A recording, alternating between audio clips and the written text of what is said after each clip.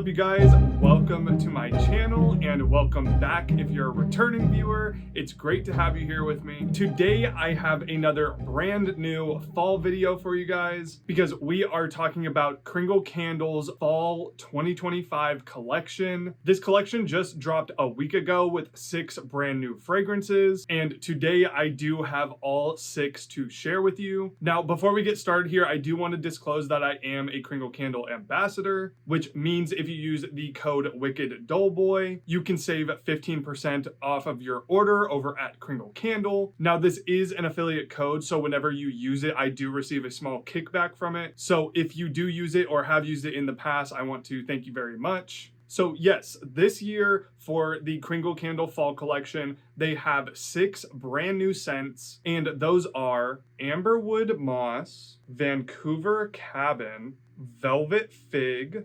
Rosewood and Vetiver, Whiskey and Embers, and Apple Rum Cake. So the collection is quite small this year, and I haven't really talked about it since it's been a while since I've made a Kringle Candle video. But since the last one, we did get an announcement that Kringle has decided to discontinue the country candle line that they usually have. So usually their standard fall collection would have 6 more fragrances in that country candle line. I'm not exactly sure why they decided to discontinue country candle. I know a lot of people really liked it and people were bummed when they took it away. Personally, I was never a huge fan of the country candle line. There were some scents from that line that I did really enjoy, but as a whole, just the way that the candle burned and the scents that they decided to put in them, they never really grabbed at me. But what I am personally bummed by is that at the same time as we lost country candle, it was also decided that they are doing away with their medium-sized jar and their designer 3 wicks. So unfortunately, those vessels are just not available for this collection either. Those were the standard formats that I personally really enjoyed. So I am hoping that there will be a medium-sized replacement in the future of some sort. So along with this collection being so small, they do have a small size of formats for you to pick them up in. That being the huge 4 wicks, the standard 2 wick large jar, and then daylights and wax melts. So for this collection, I did decide to go the route of picking up the daylight versions. I find it hard to really commit to the large formats, especially if I don't know what they're exactly going to smell like. And so I had no problem buying the daylight versions. Since previous fall collections from Kringle, I haven't necessarily been blown away by. There's usually a few scents out of the bunch that I really like, but then a majority that don't really stick out to me personally. So how do I feel about this year's collection? Well, let's go ahead and go through each and every one of the scents and find out. All right, so starting out here, let's go ahead and talk about the Whiskey and Embers. So Whiskey and Embers has scent notes of a top of whiskey and tonka, a middle of wood smoke and spice, and a base of amber and wood.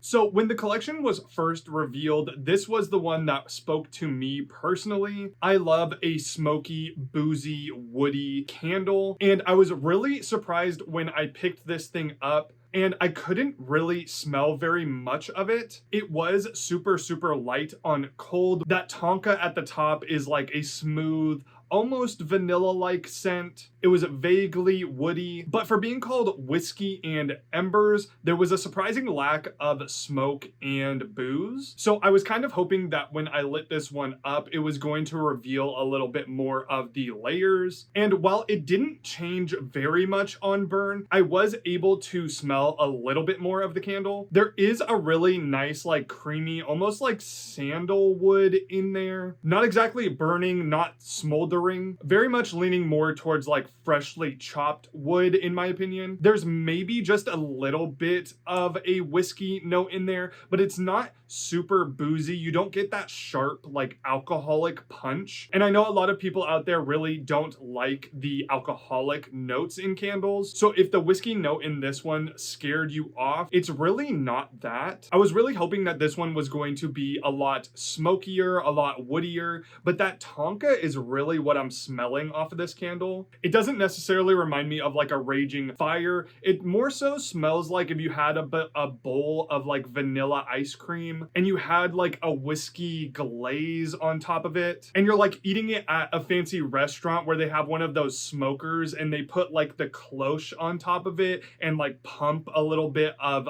wood smoke into it. It's like vaguely smoky, not like a raging inferno. So that's kind of what I'm getting from it. It is very like cozy and warm, but it is very, very mellow. So it's not exactly what I was expecting or hoping it to be. I was pretty disappointed by this one, but if you want something that is a little bit on the cozier side, less intense, less harsh, then I think Whiskey and Embers will appeal to you a little bit more. I will say on the burn that I gave this one as well, it was fairly light. It was almost barely noticeable in the daylight form when I was burning it. Now this is a smaller format, so I'm not expecting it to like blow me out of the room or anything, but I have had daylights in the past and also in this collection that have produced a ton more scent. So I have to assume that would translate to the full-size version of it as well. So be wary of that if you expected this thing to be like a total powerhouse. So yeah, unfortunately, this one was a disappointment to me. But once again, if you like a smoother, cozier wooden fragrance, as opposed to something super harsh and intense, then I think Whiskey and Embers would appeal to you.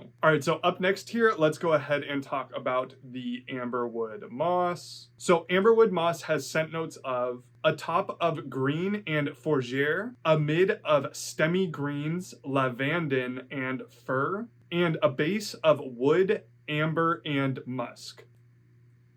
So Kringle has actually been on a moss kick as of late. They had a ton of moss in their fragrances last year, and even in the spring release this year, they had Spanish moss, which was a really great scent, by the way. I did try that one out earlier in the year where I was kind of on my hiatus, and that one to me is actually kind of a killer fall fragrance, maybe even closer to like Halloween. But this version of the moss, I actually really enjoy as well. It's got that really nice, sweet, decaying moss. You're getting the greens, you're getting the warm trees. There is a beautiful wooden note happening in this one. You're getting that warm amber on the base. And then you're also kind of getting like an aquatic note as well. Like the moss is blooming in a forest near a river. Really crisp and refreshing. This one really reminded me of the mid-autumn moss from last year's Reserve collection. They do have quite a bit of similarities. The moss note that is in the mid-autumn moss is shared in the Amberwood Moss, but the Reserve version is a little bit darker, a little bit earthier. I do think that I prefer the mid-autumn moss as opposed to this, but I feel like this one is better for like later in fall, and this is a really good fragrance for the start. And I did give this one a burn as well, and it performed pretty well in this small size. Not getting super strong, but it was noticeable and present in the room. So for those of you out there who really love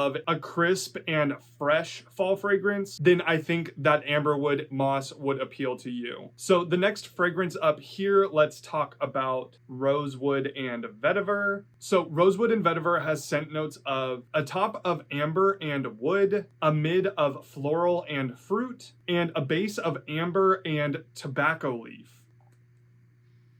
So I actually really enjoy this one. Straight off the top, you're getting hit with loads of that amber, mixing in with this really dusky and rich wood. You're getting little twinges of that floral and fruit combo. There's a definite like syrupy sweetness in there somewhere. And then on the back end, you're getting hit with that really nice sweet tobacco. This one feels very rustic, like you're on a farm underneath a giant oak tree. The leaves are falling, the faint floral is in the air. So this scent really reminded me of Scarecrow from the Halloween line, as well as Cognac and Leather from the main Kringle line. They all share that same sort of tobacco note. I'd say this one leans more towards Cognac and Leather than it does Scarecrow, but I feel like if you enjoy all of those fragrances, you would really like this one. This one's quite a bit more woody than those two fragrances. The wood is definitely the star of the show, but yeah, I feel like those three scents absolutely share their DNA. So I did burn this one as well. And surprisingly, for how strong it is on cold, while burning, it was actually a little bit light. Now, I'm not sure if that's just because I didn't burn it for long enough, but I expected this one to be like immediately present when lit. But it was a lot more mellow and digestible while burning, which could benefit it. I feel like this one would get headache inducing if it were way too strong. But overall, as a scent on its own, I do actually really enjoy it. For those of you out there who like a more deep, rich wooden fragrance with a little bit of tobacco and a sweet fruit floral, then I think that you would enjoy the Rosewood and Vetiver. All right, so next up here, let's go ahead and talk about Vancouver Cabin. So Vancouver Cabin has scent notes of a top of bergamot and cedar, a mid of balsamic and patchouli, and a base of moss and amber.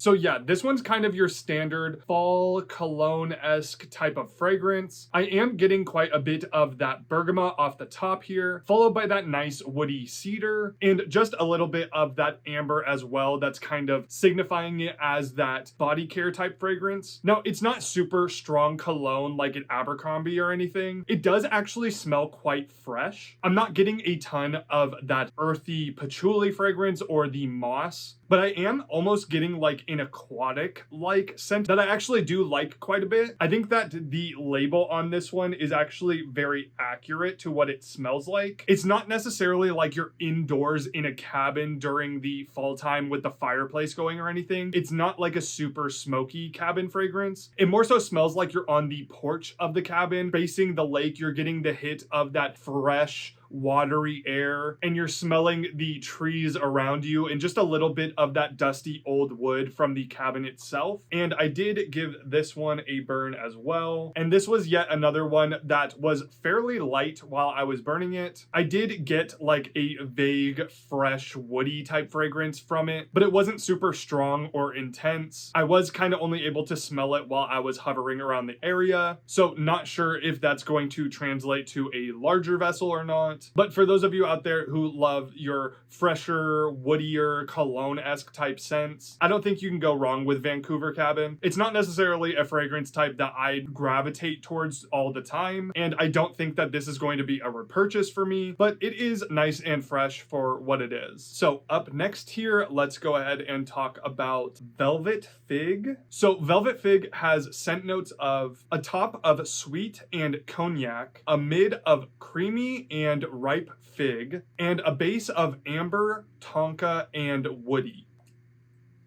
So this fragrance actually really surprised me. When I went to go smell this scent for the first time, I couldn't really decipher what it was because all I could really smell was the very smooth tonka. But when I went to go burn this one, those different layers really just started to come through and I was able to get the full picture. So yeah, you are getting that smoothness. It is quite creamy actually. There is almost like a sweet cream type of vibe going on in there, mixing in with this really smooth, almost sandalwood. You get that really nice, distinct, sweet fig smell in this as well. But what really came through on burn that really grabbed me was that cognac. The way that the cognac mixes in with the sweet cream and the fig and the wooden notes really just pulled this one together for me in such a way that I really wasn't expecting, and just created this really nice, cozy, warm fall feel. I did not expect to like this one at all, but this is actually one of my favorites of the collection. It's very simple, but extremely elegant. It feels almost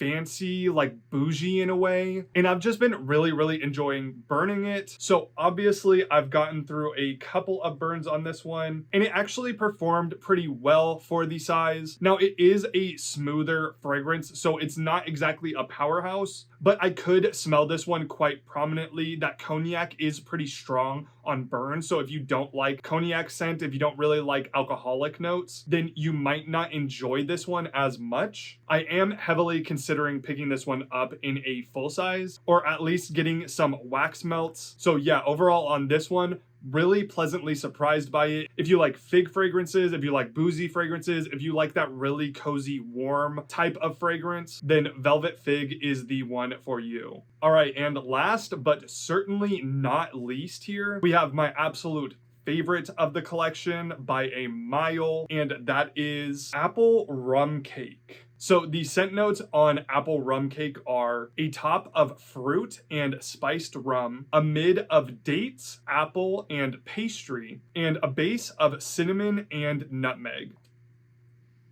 I absolutely love this one. It is so classic fall to me. Straight off the top, you are getting that really nice doughy, bready cake fragrance mixing in with that really sweet baked apple fragrance. You're getting hits of that sour alcoholic rum note. It smells really deep, really rich. You're getting those fall kitchen spices, but the one fragrance note that's punching its way through them all is that date note that's really giving this nice, almost like raisin-like quality. It's like a specific dried fruit note that is really, really good and kind of ties everything together. It's almost giving like an apple cinnamon raisin type bread, and I am just like absolutely crazy for it. It smells so nostalgic, so comforting, so cozy. This smells like a classic like Yankee Candle fragrance. It is quite a simple fragrance. It is just like a baked apple bread type of vibe, but it's so beautiful in its simplicity. And from the moment that I lit this one up, I just knew immediately that I loved it. It was producing scent so quickly and super strong for just being a daylight. This thing was like almost filling up my room with scent and just creating this really nice warm atmosphere. So yeah, this one actually surprised me the most. I did see a lot of people really talking this thing up, and since I'm usually not the gourmand guy, I thought I was going to be a little bit more indifferent towards it, but no, I am just absolutely blown away by this one. If you're a huge fan of gourmand scents, of apple scents, even of like raisin scents, however, if you don't like boozy alcoholic scents, there is quite a bit of rum in this thing, so that might affect your enjoyment of this one. If you are curious but scared of the alcoholic note,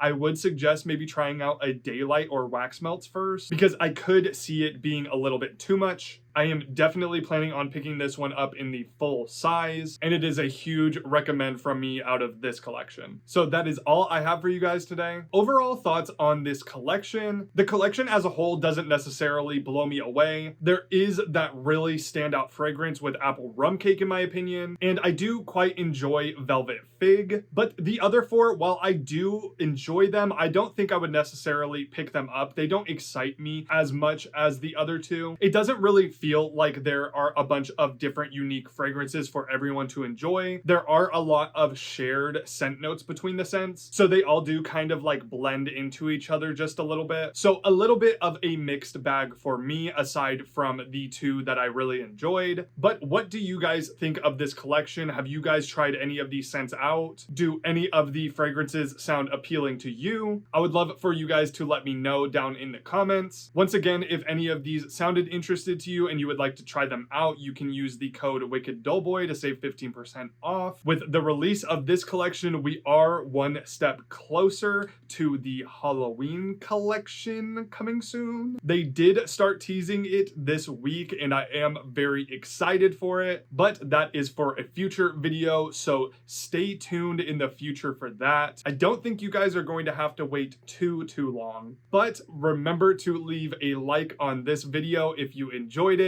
and subscribe for more candle content because you know I have more on the way very soon. Until the next one, I'll see you guys later. Bye.